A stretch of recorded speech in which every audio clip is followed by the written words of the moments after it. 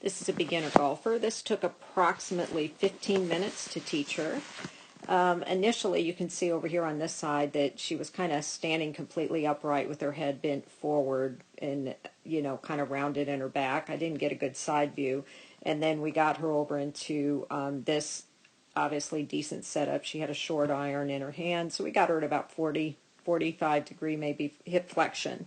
But let's look over here at what we did. So one of the biggest problems, or I think that most golf teachers, we all agree, the biggest problem amateurs golfers really have, that first would be weight shift. They have no sense of feel and know how to shift their weight. So after I get somebody in a setup and over on this side, before I ever did, I taught her the weight shift. And so I taught her where to move from, and she's just shifting back and forth. And then I taught her the hip turn. So this is not rocket science. So that's right. And how do you know you're on the right side?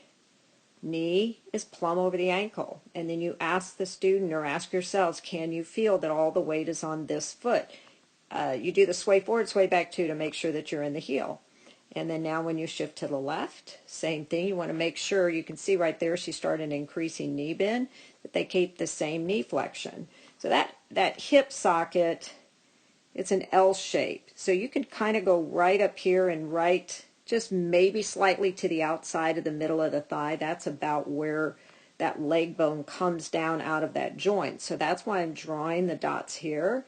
So that's how we know she's on her right side. If the knee and the hip go to the outside, then she's too far out. So you just have somebody shift from right to left so they can get a good sense of feel, and they can feel right heel, left heel. Just do it over and over and over, and to get used to the sensation also that the pelvis is what makes the weight shift. That's really, really important.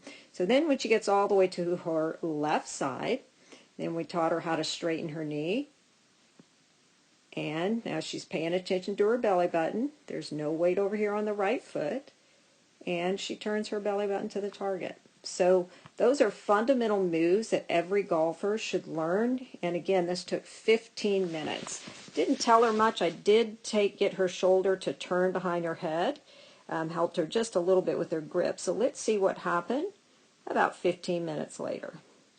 And I told her to go slow motion, so she's trying to make a shoulder turn. How about that? Perfect one-piece takeaway. I mean, that was, like I said, this is probably even less than 15 minutes later. And right shoulder goes behind her head. Now she's going to bend that elbow. She could add a lot of shoulder elevation, but we're not worried about that right now. Look at this. The left elbow's completely straight. All right, she added no shoulder elevation.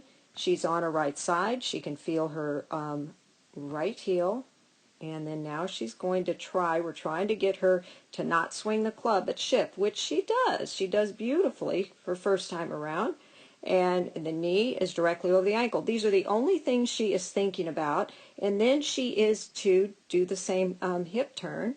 She is to continue until her belly button is to the target. So how about that for a beginner? So if you think that every beginner could learn like that, we wouldn't have well, let's see, that's not the right way to say it. We would have much better amateur golfers swinging if they learned body movements and not swing mechanics. We didn't discuss the club at all, and there's no reason to. If we get her to move right, that club's going to do exactly what it was designed to do. So this is pretty cool. I just wanted to share what's possible with beginners.